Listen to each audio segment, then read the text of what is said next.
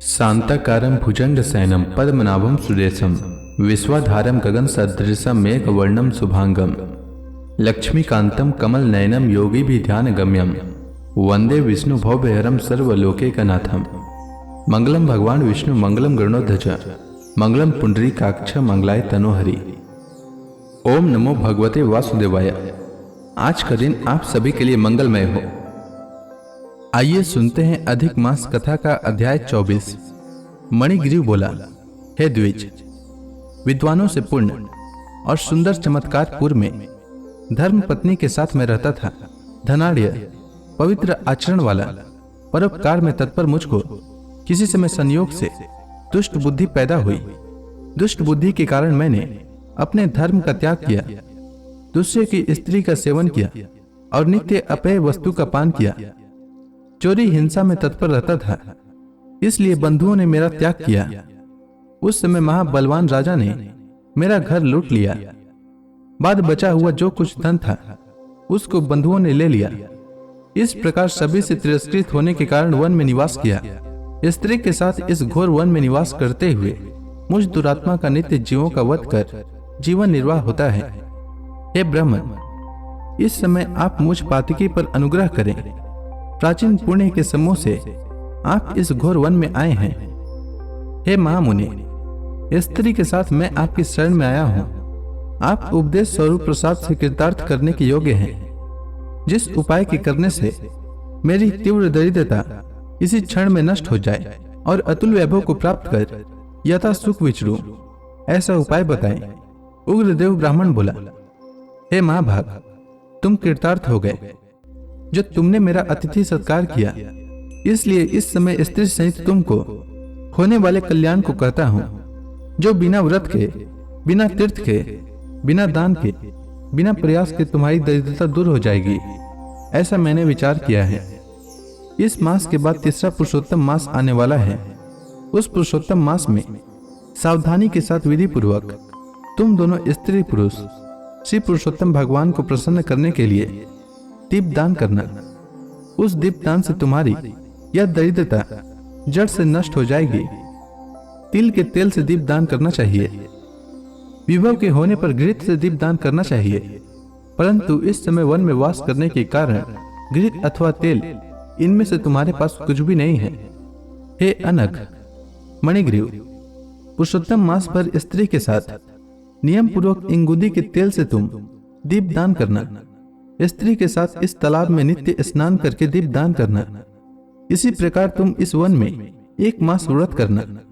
तुम्हारे अतिथि सत्कार से प्रसन्न मैंने यह वेद में कहा हुआ तुम दोनों स्त्री पुरुष के लिए उपदेश किया है।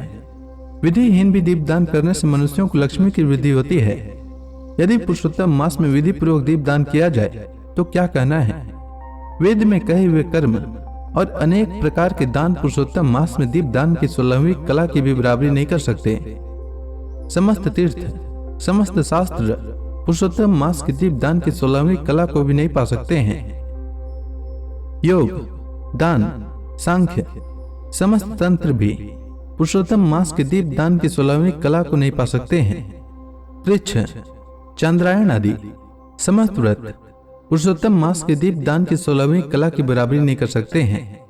वेद का प्रतिदिन पाठ करना, गया श्राद्ध, गोमती नदी के तट का सेवन पुरुषोत्तम मास के दीपदान की 16वीं कला की बराबरी नहीं कर सकते हैं। हजारों ग्रहण, सैकड़ों व्यतिपात पुरुषोत्तम मास के दीपदान की 16वीं कला की बराबरी नहीं कर सकते हैं।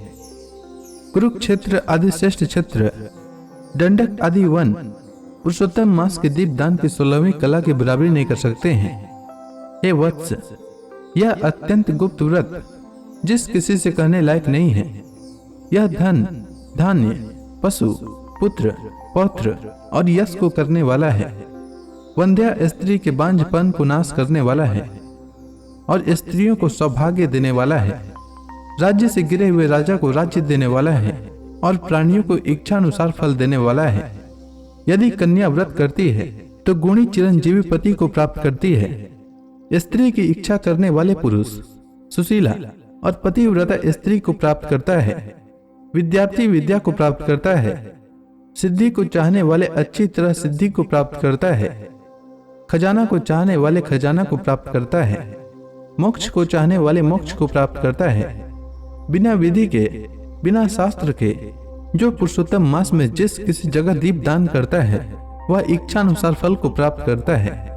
हे वत्स, विधि पूर्वक नियम से जो दीप दान करता है तो फिर कहना ही क्या है। इसलिए पुरुषोत्तम मास में दीप दान करना चाहिए। मैंने इस समय यह तीव्र दरिद्रता को नाश करने वाला दीप दान तुमसे कहा। तुम्हारा कल्याण हो, तुम्हारी सेवा से मैं प्रसन्न हूं। अगस्त्य ऋषि बोले, इस प्रकार वह श्रेष्ठ ब्राह्मण मन से 2 भुजा वाले मुरली को धारण करने वाले श्री हरि भगवान का स्मरण करते हुए प्रयाग को गए। वे दोनों अपने आश्रम से उग्रदेव के पीछे जाकर उनके पास कुछ मास पर्यंत वास करके प्रसन्न मन हो दोनों स्त्री पुरुष उग्रदेव को नमस्कार कर फिर अपने आश्रम को चले आए। अपने आश्रम में आकर भक्ति से पुरुषोत्तम में मन लगाकर भगवान की भक्ति में तत्पर उन दोनों स्त्री पुरुष ने 2 मास बिताया। 2 मास बीत जाने पर श्रीमान पुरुषोत्तम मास आया। उस पुरुषोत्तम मास में वे दोनों गुरु भक्ति में तत्पर हो दीप दान को करते हुए आलस्य को छोड़कर वे दोनों ऐश्वर्य के लिए इंगुदी के तेल से दीप दान करते रहे। इस प्रकार दीप दान करते उन दोनों को श्री पुरुषोत्तम मास बीत गया।